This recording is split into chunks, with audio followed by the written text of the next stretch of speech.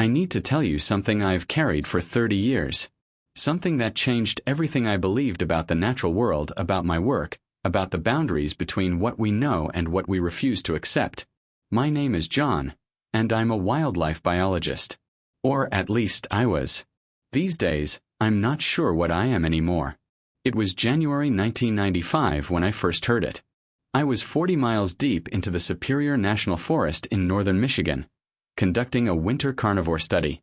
The temperature had dropped to -15 degrees, and the snow was so thick it muffled every sound except the wind moving through the white pines. I'd been living in a small research cabin for 3 weeks, setting up audio monitoring stations to track wolf pack movements and vocalizations. Back then, I believed I understood the language of the forest. I'd spent 15 years studying animal behavior, earned my doctorate from the University of Montana, published papers on predator-prey dynamics. I thought I knew every sound a living creature could make in those woods. I was wrong. It happened on a Tuesday night, around 2 in the morning. I woke to check my equipment, a habit I developed because batteries died quickly in that cold. The cabin was dark except for the soft glow of my monitoring station, where multiple recorders processed audio from microphones I'd placed throughout a 5-mile radius. I was reviewing the day's recordings with headphones, cataloging the usual symphony. Wind, the distant howl of wolves, the crack of ice-laden branches, the occasional hoot of a great horned owl. Then I heard it. A sound that made my blood stop. It started low, almost subsonic, a rumbling that seemed to come from the earth itself. Then it rose, this ascending wail that didn't belong to any animal I'd ever studied. It wasn't a wolf. It wasn't a mountain lion or a lynx. It wasn't even remotely human, yet there was something in its quality that suggested intelligence, intention. The scream held notes that overlapped impossibly, as if multiple voices were layered into one. It climbed in pitch until it became almost unbearable, then cut off abruptly, leaving a silence more terrifying than the sound itself. I sat frozen, headphones pressed to my ears, my heart hammering against my ribs. I replayed it. Then again. And again. Each time, I felt the same visceral response, a primal fear I hadn't experienced since childhood, when darkness meant danger and the unknown wasn't just academic curiosity but genuine threat. The scientific part of my mind tried to rationalize it. Audio artifacts. Equipment malfunction. Some acoustic phenomenon I'd never encountered. But the recording was clean. The frequency patterns were complex, organic, biological. This was a living creature's vocalization, captured at 3.2 miles northeast of my position, near a steep ravine I'd marked on my maps as particularly dense with old-growth timber. I didn't sleep the rest of that night. I sat with my coffee going cold, playing that recording over and over, trying to break it down into components I could understand. By dawn, I'd made a decision that would define the rest of my life. I had to find what made that sound. The old-timers in the nearest town, a scattered collection of houses called Copper Harbor. Population barely 300, they had stories. Stories I'd dismissed as folklore when I first arrived. Tales of something that moved through the deepest forest, something that screamed in the winter night, something that wasn't quite animal and wasn't quite anything else. They called it different names. The Anishinaabe elders who still lived in the area had the oldest name, Wendigo. I'd heard of Wendigos, of course. Every biologist working in the northern forests knew the legends. A creature of indigenous mythology, associated with winter, famine, cannibalism, and insatiable hunger. Supposedly a manifestation of greed and isolation, a human transformed into monster through terrible acts or terrible circumstances. I'd filed it alongside other cultural mythologies, interesting anthropologically, but not something that occupied my scientific reality. But now I had a recording. Physical evidence. Something my instruments had captured that defied my understanding of North American fauna. I spent the next week preparing. I upgraded my audio equipment, purchased thermal imaging cameras, installed motion-activated trail cameras throughout the area where I'd recorded the scream. I told myself I was being methodical, scientific. But deep down, something had shifted. That sound had reached into a part of my brain that predated civilization, that understood on an instinctual level that I'd stumbled onto something dangerous and unknown. The second encounter came 12 days later. I was checking cameras near the ravine, late afternoon, the winter sun already dropping behind the treeline. The temperature was plummeting again, and my breath came in thick clouds. I was examining a red pine where I'd mounted one of my thermal units when I felt it. That crawling sensation on the back of your neck that means you're being watched. I turned slowly. At first, I saw nothing but the dense maze of trees and the growing shadows. Then movement, perhaps 60 yards upslope. Something tall moved between the pines, its gait wrong somehow, too fluid and too angular at once. I raised my binoculars with trembling hands, trying to focus through the dim light and the thick vegetation. I caught only a glimpse. A shape that seemed impossibly tall and gaunt, moving with a strange loping stride that covered ground too quickly. Its form was dark against the snow, and for just a moment, just one moment, it stopped and turned toward me. I couldn't make out features, couldn't see clearly through the distance and the dying light, but I felt its attention on me like a physical weight. Then it was gone, melting into the forest as if it had never been there at all. I stood there for 10 minutes, maybe longer, my heart racing, my scientific training at war with something far more primitive. Every instinct screamed at me to return to the cabin, to pack my equipment and leave this place. But the other part, the part that had driven me into this profession, the part that needed to understand, to document, to know, that part kept me rooted to that spot, staring into the darkening forest where something impossible had just been watching me. When I finally made it back to the cabin, my hands were shaking so badly I could barely work the door latch. I downloaded the thermal camera footage immediately. The unit had been facing the wrong direction to catch the figure I'd seen, but the audio had picked up something. In the minutes before I arrived, there were sounds. Footsteps, but heavy, deliberate, with a rhythm that wasn't quite right. And then, just before I appeared in frame, another sound. Softer than the scream I'd recorded weeks earlier, but similar in quality. A low, resonant call that seemed to vibrate in frequencies my equipment struggled to capture. That night, I made my first field notes about what I was privately beginning to call subject unknown. I wrote in the dispassionate language of scientific observation, describing behaviors, vocalizations, and physical characteristics based on my limited observations. But between those clinical lines, I was really writing about fear. About the dissolution of certainty. About the way the forest I'd studied for 15 years had suddenly become foreign and full of terrible possibilities. I didn't know it then, but that was the beginning. The beginning of a relationship that would span decades. The beginning of a secret that would separate me from my colleagues, my career, everyone I knew. The beginning of understanding that some things exist in the spaces between what we think we know and what we're willing to accept. The Wendigo was real. I had proof. And God help me, I needed to know more. I should have left. Any reasonable person would have packed up, submitted my wolf study data, and requested a transfer to a different research area. But I wasn't reasonable anymore. I was obsessed. Over the next 3 months, I collected more recordings. The vocalizations followed patterns, not random animal sounds, but something closer to communication. The Wendigo, as I'd begun calling it in my private notes, seemed to move through a territory of roughly 40 square miles, centered around that ravine. Its calls varied in pitch and duration, and I started to suspect they served different purposes. Some were clearly territorial. Others seemed almost plaintive, lonely. I know how that sounds. Anthropomorphizing an unknown creature is the cardinal sin of biology. But after hundreds of hours of analysis, after cross-referencing with every known species, after consulting acoustic databases and corresponding with colleagues using carefully vague descriptions, I had to accept that whatever this thing was, it demonstrated complex behaviors that suggested high intelligence. By April, when the snow began to melt and my official study period ended, I made a decision that would cost me my marriage. I told the university I was extending my research. I told my wife, Sandra, that I needed one more season.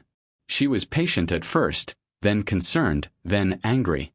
We'd been married for 18 years. She knew when something was wrong, when I was holding back. But how could I tell her? How could I explain that I'd found something that shouldn't exist, and that walking away from it felt like abandoning the most important discovery in modern biology? She left me that summer, took our daughter Emma, who was 16 and confused about why her father had become a stranger who lived in the woods. I watched them drive away from our home in Ann Arbor, and I felt the weight of my choice. But I also felt the pull of those northern forests, of the mystery waiting there. I told myself I'd make it right, that once I understood what I was dealing with, once I had concrete evidence, it would all be worth it. That's what obsession does. It makes you bargain with yourself, makes you believe that the next discovery will justify everything you've sacrificed. I returned to the forest in May, this time with better equipment and a new research permit I'd obtained by lying about my objectives. I told the Forest Service I was conducting a multi-year study on predator adaptation to climate change. They approved it. Why wouldn't they? I had a solid reputation, published research, years of credible work behind me. The summer encounters were different. With the forest dense with foliage and the days longer, I saw less but heard more. The Wendigo's vocalizations changed with the seasons. The winter screams, those bone-chilling wails, gave way to softer, more varied sounds. Clicks and low rumbles, sometimes almost conversational in their rhythm. I started leaving offerings. This is where my scientific approach completely broke down, where I crossed a line from observer to participant. I left deer carcasses from roadkills I collected, positioned near the ravine where I'd first seen movement. They were always gone by morning, though I never captured clear footage of the removal. My trail cameras showed only blurred motion, as if the creature instinctively avoided direct observation. Then came the night that changed everything. It was late July, humid and thick with mosquitoes. I was at my monitoring station, headphones on, when I heard movement outside the cabin. Not animal movement. Too deliberate, too careful. I killed the lights and moved to the window, my heart hammering. It was right there, maybe 20 feet from the cabin, at the edge of the clearing. Tall, impossibly tall, at least 8 feet. Gaunt to the point of emaciation, but with a strange, powerful grace. Its body was dark, covered in what looked like matted fur or hair, but its proportions were all wrong. Limbs too long, joints that bent at unusual angles. And the head, elongated, with what might have been antlers or just misshapen protrusions. We looked at each other.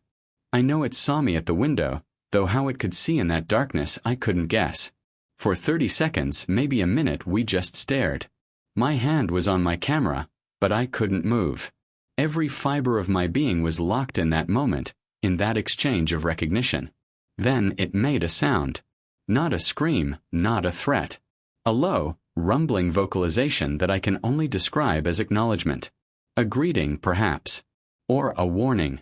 But something in its tone communicated intelligence, awareness. This wasn't a mindless creature. This was something that understood that I'd been watching it, studying it, leaving it food. It turned and walked, not ran, back into the tree line. Its movement was fluid despite its bizarre physiology, almost hypnotic. I stood at that window for an hour after it left, my mind racing. I'd just had a close encounter with a cryptid, something that shouldn't exist according to every textbook I'd ever read. And instead of fear, what I felt most strongly was a kind of desperate excitement. I had seen it. Really seen it. And it had seen me. That was the beginning of our understanding. Over the following months, the encounters became more frequent. I would leave food, and it would take it. Sometimes I'd hear its calls at night, and they no longer sounded threatening. They sounded almost like check-ins, like it was making sure I was still there. I started to understand its patterns, its territory, the places it avoided and the places it frequented. By autumn, I'd given up any pretense of leaving. I winterized the cabin, extended my permits again, told what remained of my professional network that I was working on something big, something that required isolation. Most stopped asking questions. Some stopped calling altogether. I was alone in those woods with a creature from legend, and somewhere along the way, my role had shifted. I wasn't just studying it anymore. I was, in some strange way, coexisting with it. We'd developed a routine, a careful distance that allowed for proximity without threat. But I knew even then that this couldn't last. Secrets this big have weight. They create gravity. And eventually they pull in everything around them. Winter came back hard in November, early and brutal. The temperature dropped to -20, and the snow piled up so deep that I had to dig tunnels from my cabin to the storage shed. It was during this season that I began to truly understand what I was dealing with. The Wendigo was struggling. I noticed it first in the vocalizations. They became more frequent, more varied in tone, some aggressive, some almost plaintive. Then I started finding signs throughout the forest, deep gouges in tree trunks, areas where the snow was disturbed in patterns suggesting distress or confusion, and tracks that wandered in irregular paths rather than the purposeful straight lines I'd observed before. One morning in mid-December, I found blood in the snow near the ravine. Not a lot, but enough to alarm me. Dark, almost black against the white ground, forming a trail that led deeper into the densest part of the forest. Against every instinct for self-preservation, I followed it. The trail led me nearly 2 miles northeast, into an area I'd never fully explored. The terrain was treacherous, full of deadfall and steep inclines, the kind of place that swallowed sound and light. I was following the blood spots when I heard it, a sound that wasn't quite a scream, wasn't quite a moan, but something in between. Pain, clearly. Distress. I found it in a natural depression between 2 massive boulders, partially concealed by fallen pine branches. The Wendigo was on its side, and even from a distance, I could see something was terribly wrong. Its breathing was labored, visible in great clouds of vapor. Its left flank bore a wound, a deep laceration that could have come from a fall or perhaps a territorial fight with another creature. This was the moment that defined everything that followed. I stood there with my medical kit. I always carried basic first aid for myself, and I had to make a choice. I was looking at an injured creature that shouldn't exist, and my scientific training said, document, observe, maintain distance. But another part of me, maybe a more human part, saw something suffering and knew I had the ability to help. I approached slowly, speaking in low, steady tones. The Wendigo's head lifted, and I saw its eyes clearly for the first time. They weren't the eyes of a predator or a monster. They were intelligent, aware, and filled with wariness, but also something that looked like recognition. It knew me. It knew I'd been leaving food, that I'd maintained my distance, that I'd never tried to harm it. It didn't move as I came closer. Its muscles tensed, but it didn't flee or attack. I knelt in the snow a few feet away and slowly opened my kit. I had antiseptic bandages, nothing really adequate for a wound of that size, but it was something. Easy, I murmured, more to calm myself than the creature. I'm going to help you. What happened next still seems impossible when I remember it. The Wendigo shifted its body slightly, exposing the wound more fully, as if it understood, as if it was giving consent. I cleaned the laceration as best I could, my hands shaking from adrenaline more than cold. The wound was deep but clean, no signs of infection yet. I used an entire bottle of antiseptic and applied pressure bandages that I knew wouldn't last long but might help with the initial healing. The creature's breath was hot against my face as I worked, and I could smell it, a scent like winter earth and pine resin and something else, something wild and ancient. It made a sound as I finished, a low rumble that vibrated through my chest. Not aggressive, almost grateful. Then it rose, smoothly despite the injury, and looked at me for a long moment. Up close, its features were even more bizarre and compelling. The elongated skull, the dark eyes that held something almost human in their depths, the way its body seemed to exist in violation of normal biology. It touched my shoulder. Just briefly, with one long clawed hand that could have easily torn through my coat, my flesh, my bones. The gesture was unmistakable. Acknowledgement, perhaps even gratitude. Then it moved away, slower than usual, disappearing into the forest shadows. I stayed there in the snow for a long time, staring at my bloodied gloves, trying to process what had just happened. I'd crossed every boundary of scientific observation. I'd physically interacted with the subject of my study. I'd provided medical care to a creature that folklore claimed was a malevolent spirit, a monster. But sitting there in that frozen depression, all I felt was a profound sense of connection. Whatever this thing was, it wasn't purely animal and it wasn't purely monster. It was something in between, something complex and lonely and intelligent. Over the following weeks, I checked on the wound site regularly. The blood trail never reappeared, and the vocalizations gradually returned to their normal patterns. The Wendigo had survived, and our relationship had fundamentally changed. It started coming closer to the cabin. Not inside, never inside, but to the tree line at dusk.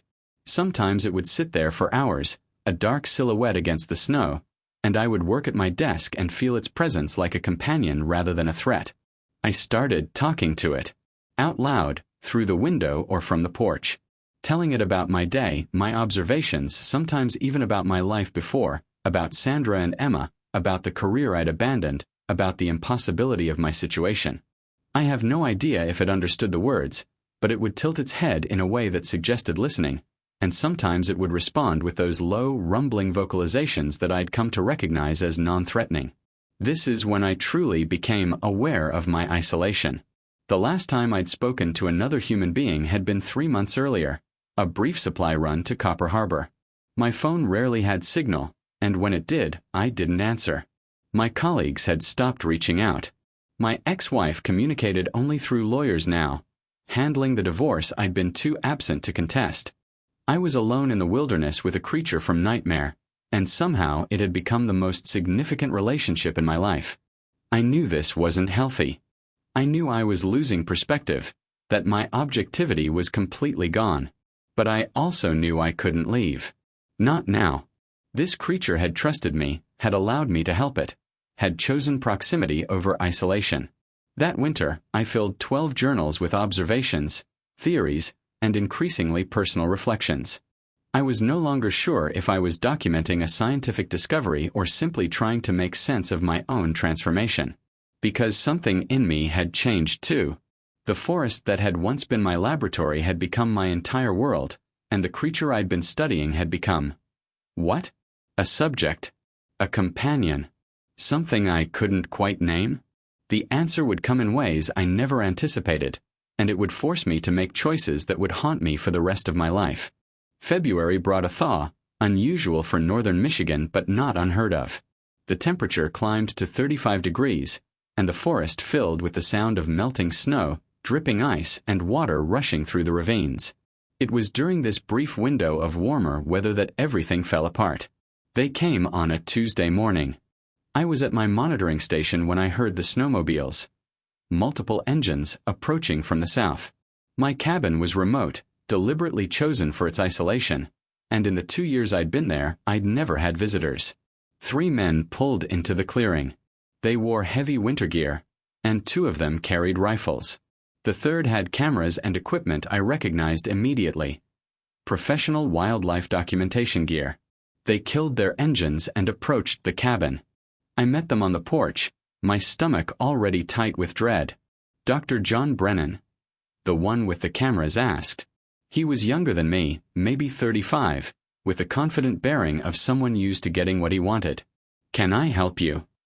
I kept my voice neutral.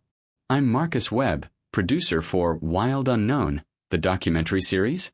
Maybe you've heard of it." He didn't wait for an answer. "We've been doing research on cryptid sightings in this region, and your name kept coming up. Apparently you've been conducting some kind of long-term study out here." My blood went cold. "I'm studying predator behavior. Nothing unusual." "Right," he smiled, but there was something sharp in it. "Except we talked to some folks in Copper Harbor. They said you've been asking questions about local legends, about Wendigos, and you've been up here alone for 2 years, which seems like a long time for a standard wildlife study." The other 2 men had spread out, looking around the clearing with professional interest. One was filming. "I think you should leave," I said. "Dr. Brennan, if there's something significant out here, something unknown to science, don't you think the world has a right to know? Isn't that what science is about? Discovery. Sharing knowledge." He was right, of course. If this had been any other discovery, a new species of bird, a previously unknown population of wolves, I would have been shouting it from the rooftops. But this was different. The Wendigo wasn't just an unknown species. It was something that had trusted me, that had allowed me into its world because I'd respected its space, its privacy. "There's nothing here," I said. "You're wasting your time." Marcus smiled again. "We'll see. We have permits from the Forest Service to film in this area for the next 2 weeks. We're setting up base camp about 3 miles south.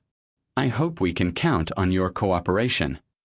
They left, but I knew this was a disaster. I spent that afternoon reviewing my trail camera footage, deleting anything that showed clear evidence. I buried my journals in waterproof containers. I packed my most sensitive equipment. But it was too late. That evening I heard it, the distinctive sound of the Wendigo's call, but different. Agitated. Warning. It had sensed them, these intruders in its territory. Over the next 3 days, the documentary crew set up cameras throughout the forest. I tried to warn them off, tried to discourage them, but Marcus was convinced he was on the verge of a major discovery. He'd brought sophisticated thermal imaging equipment, drones, motion sensors, everything I'd carefully avoided using because it would disturb the delicate balance I'd established. On the 4th night, they got their footage. I was monitoring my equipment when I heard the screams, human screams, terror in their voices. I grabbed my flashlight and ran toward their camp. When I arrived, chaos. Equipment scattered, one of the tents torn, and Marcus standing in the middle of it all, his face white with shock, his camera clutched in shaking hands. "We saw it," he breathed. "We actually saw it. John, what the hell is that thing?" The Wendigo had charged through their camp, not attacking, but displaying. A threat display, the same behavior I'd seen wolves use to drive off intruders. But the crew had panicked, and in their panic, one of them had fired his rifle. I found blood on the snow again. Not a lot, but enough. They'd hit it. "You need to leave," I said, my voice deadly calm. "Now. Tonight. Are you insane? We just documented something incredible. This is—" "You shot it," I interrupted. "Do you understand what you've done?" Marcus stared at me. "You've been protecting it. All this time, you've been hiding it. Why?" How could I explain? How could I make him understand that some discoveries aren't meant to be shared, that some secrets protect both the discovered and the discoverer, that in 2 years of coexistence, I'd learned more about the boundaries of scientific ethics than in my entire career before? "Please," I said, and I heard the desperation in my own voice. "Just go." They left the next morning, taking their footage with them. I knew what would come next: analysis, enhancement, eventual publication. The Wendigo would become a sensation, a hunt would be organized, scientists and thrill-seekers would flood this forest. I spent the rest of that day searching for it, following blood trails, listening for vocalizations, checking every location I knew it frequented. Nothing. The forest was silent in a way I'd never experienced before, as if the Wendigo had vanished completely. That night, I sat on my cabin porch in the freezing darkness and understood that I'd failed. I'd been so focused on my relationship with this creature that I'd forgotten the most basic rule of scientific research. You can't study something without affecting it. My presence, my observations, my care, all of it had created a vulnerability. The documentary aired 3 weeks later. I was contacted by every major news organization, every scientific journal. The footage was grainy but unmistakable. Something large and bipedal moving through the forest within human speed. The internet exploded with theories, debates, expeditions being organized. I refused all interviews. I submitted my resignation to the university. I ignored the calls from colleagues who felt betrayed by my secrecy, from cryptozoologists who wanted my data, from journalists who wanted my story. Because the only story that mattered was the one I was living. I had discovered something miraculous and I had destroyed it through the very act of discovery. The Wendigo never came back to the area around my cabin. Its vocalizations ceased. The forest became truly empty. And I remained there, alone with my guilt and my journals full of observations that I would never publish, protecting a secret that was no longer secret, mourning a connection that I'd been foolish enough to believe could exist outside the normal rules of the world. That was 5 years ago. I'm 60 now, and I still live in the same cabin, though my reasons for staying have changed. I maintain a skeleton research presence, enough to justify my permits, enough to keep the Forest Service from asking too many questions. But my real work now is different. After the documentary aired, the media circus lasted about 8 months. Expeditions came and went, finding nothing. The grainy footage was debated, analyzed, eventually dismissed by most mainstream scientists as an elaborate hoax or misidentified wildlife. The story faded from headlines, replaced by newer mysteries and newer scandals. But I knew the truth. The Wendigo was still out there, somewhere in this vast forest. And I knew why it had disappeared. I'd betrayed its trust by allowing outsiders into its territory, even inadvertently. I stopped trying to find it. Instead, I focused on protection. I learned how to obscure trails, how to discourage casual hikers from the deeper regions, how to redirect the occasional cryptid hunter or documentary crew. I became a guardian of empty space, protecting something that might not even be there anymore. Then, 2 years ago, on a December night very much like the one when I first recorded that scream, I heard it again. Distant, barely audible even with my equipment, but unmistakable. That layered vocalization that had started everything. I didn't go looking for it. I learned that much, at least. Instead, I went back to my old routine. I left offerings at the ravine. I sat on my porch in the evenings and talked to the darkness, telling it I was sorry, that I understood if it never wanted to come near again, but that I was still here, still keeping watch. For 6 months, nothing. Then small signs. Food taken. Tracks in the snow, just far enough away to be noticed but not close enough to suggest proximity. It was testing me, I realized. Seeing if I could be trusted again. Last winter, a year ago now, I had my final encounter with the Wendigo. I was checking equipment near the northern boundary of what I'd come to think of as its territory. The sun was setting, painting the snow gold and pink. I heard the familiar sound, that low rumble, and I turned slowly. It was there, maybe 50 yards away, partially concealed by a stand of white pine. Still impossibly tall, still gaunt and strange and beautiful in its wrongness. We looked at each other across that distance. I did something I'd never done before. I raised my hand, not in greeting exactly, but in acknowledgement. In apology. The Wendigo tilted its head in that familiar way. Then it made a sound I'd never heard before, softer and more complex than anything I'd recorded. It lasted maybe 30 seconds, rising and falling in patterns that felt almost like speech, like it was trying to communicate something specific. When it finished, it turned and walked away. Not fleeing, not rushing, just walking. And I understood. This was goodbye. Not with anger or fear, but with a kind of mutual recognition.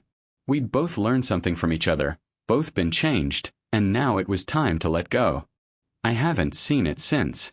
But sometimes, usually in the deepest part of winter, I hear those vocalizations in the distance. I don't record them anymore. I don't analyze them or document them. I just listen and I remember. People ask me sometimes why I stay out here, what I'm looking for, what I'm studying. I give them vague answers about long-term ecological research, about the importance of baseline data. They usually lose interest quickly. But the real answer is simpler and more complicated than anything I could explain. I stay because this forest, this specific stretch of wilderness, holds my greatest discovery and my greatest failure. I stay because somewhere out there is a creature that trusted me and that I let down, and the least I can do is make sure no one else disturbs its solitude. I stay because science isn't just about discovery. It's about responsibility. And sometimes the most important thing a scientist can do is choose not to publish, not to share, not to expose something to a world that wouldn't understand or appreciate or protect it. My career is over. My marriage ended years ago, though Sandra and I eventually found a kind of peace. Emma calls sometimes, mostly out of obligation, I think. She's 27 now, works in Seattle, has a life that doesn't include a father who disappeared into the woods chasing monsters. But I have this. The knowledge that something impossible exists, that the natural world is stranger and more complex than our textbooks admit, that there are still mysteries worth protecting, even at tremendous personal cost. The recording I made that first night, the one that started everything, I still have it. It's the only evidence I kept, and I'll never share it.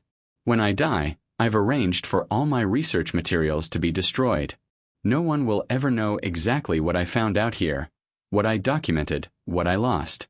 Some secrets are meant to be kept. Not because we fear ridicule or doubt our evidence, but because some things deserve to exist outside the harsh light of human curiosity.